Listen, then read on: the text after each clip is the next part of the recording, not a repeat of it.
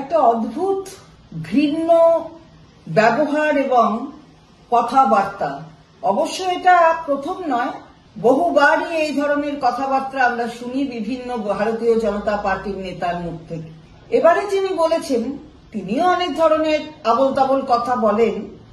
তিনি আবার কেন্দ্রীয় মন্ত্রী এবং সেই কেন্দ্রীয় মন্ত্রীর থেকে আমাদের মাননীয় নেত্রী এবং বাংলার তিনবারের মুখ্যমন্ত্রী, যার উপর বাংলা আস্থা রেখেছে, তার মুখায়ব নিয়ে এমন ধরনের কথা বলেছেন যা ঘৃণ্য থেকে ঘৃণ্যতম। আমরা তীব্র প্রতিবাদ করি এর বিরুদ্ধে। আর শুধু তাই নয়, উনি খালি একবার নন, ওনাদের নেতাদের এটাই হচ্ছে অভ্যাস। আমরা দেখেছি মাননীয় প্রধানমন্ত্রী এসেছেন, দিদি ও দিদি বলে নানা রকম ভাবে ব্যবহার করেছেন শব্দ। আমরা দেখেছি মন্ত্রী গিরিরাজ সিং, তিনি এসেছিলেন, তিনি এসে নানা রকমের ঠুমকা টুমকা অনেক রকমের কথা বলে ব্যবহার করেছিলেন।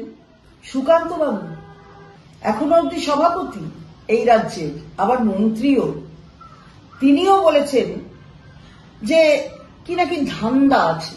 এই ধরনের কথাগুলো তো ভদ্রলোকে বলে না, যারা এইভাবে কথা বলতে অভ্যস্ত তারা বলে, আর তাদের মানুষ কি চোখে দেখে সেটা বোধহয় তারা বুঝতে পারে না।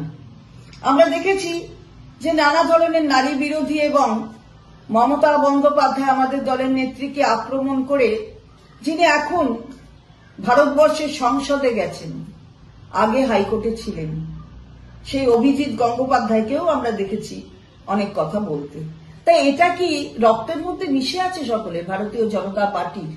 তাদের মনে হয় রক্তের ভেতরেই এই ধরনের অসভ্য ধরনের কথা বোধহয় মিশে আছে রক্তের সাথে।